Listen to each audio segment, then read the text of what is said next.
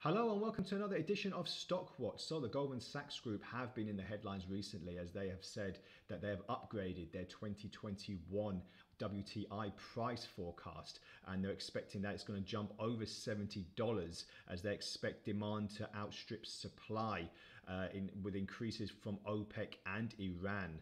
And by the summer, a reopening of the economy, which is kind of expected at the moment, which is globally, after we saw headlines yesterday in the UK that from June they expect a full reopening. So because of this, sentiment has actually been boosted, and banks such as Goldman Sachs have said that they expect the supply to reach pre-COVID-19 levels.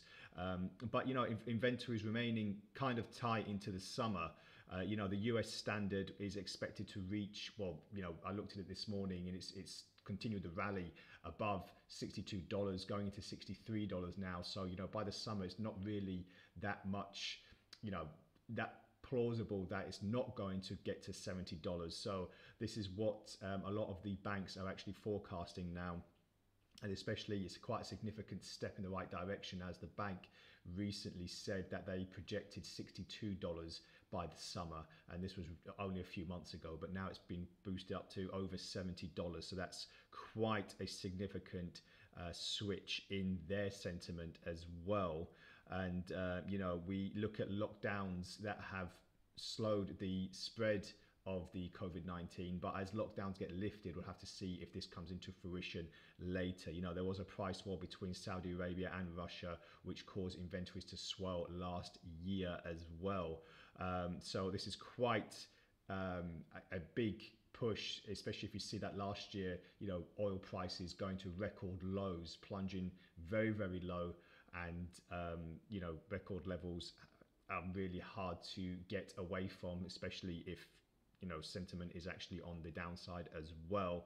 And still hitting their headlines as well, I just want to touch on Citibank, as they managed to give away 900 million by mistake. So for those that did not hear, basically Citibank were going to be a loan agent to a company, but instead of giving them a small slice of the loan, a back office error actually ended up giving them the whole amount, which was over $900 million. So and now a 30-year-old legal model that essentially says finders keepers in certain financial transactions will now make it harder for the Citigroup to get the transaction overturned, and it's in the courts now, and it's been in the courts for about a week now, trying to see if they can get or claw any of that 900 million back, which was mistakenly sent out. So quite a significant development for Citibank, and we'll see if that really starts being detrimental for the group and puts a bit of stain on their name as well. So the last time I looked at Goldman Sachs, I'll just zoom it out a little bit because I want to just look at the whole, most of last year as well, as we saw a bit of a revival. But after this slight peak on the 15th of July, we saw prices trade in a kind of sideways stroke downwards channel before sentiment was buoyed on the 9th of November. If you remember, this was when the Pfizer vaccination was licensed and verified. So a lot of the banks, a lot of stocks were actually boosted on that particular day. And I'll just zoom in for a better, closer perspective now. So we saw this big rally in the in sentiment because of the vaccinations being approved. With the Ichimoku cloud as an assistant as well, we see that prices are trading very far away.